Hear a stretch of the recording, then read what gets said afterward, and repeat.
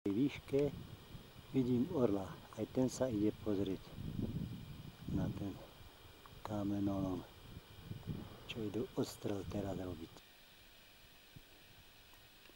1, 2 a 3 traja dravci.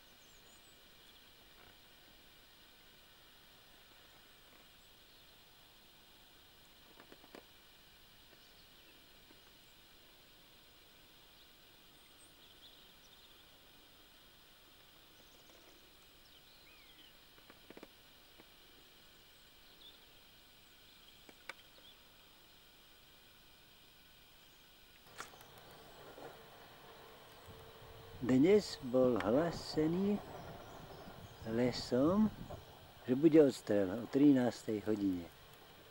Nuž, to som zvedavý, ale v lome sa ešte vo veľkom odváža.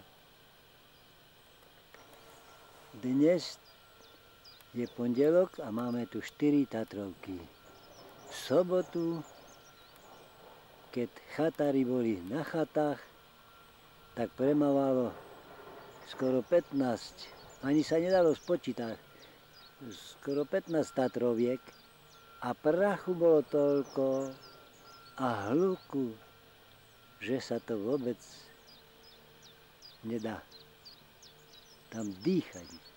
Nie, že dýchať, žiť vôbec v tej doline. Čo to tu narobili tí slávni naši podvodníckí podnikatelia? Čo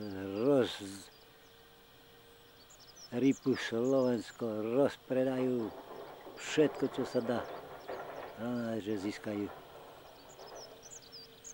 pre seba kapitál.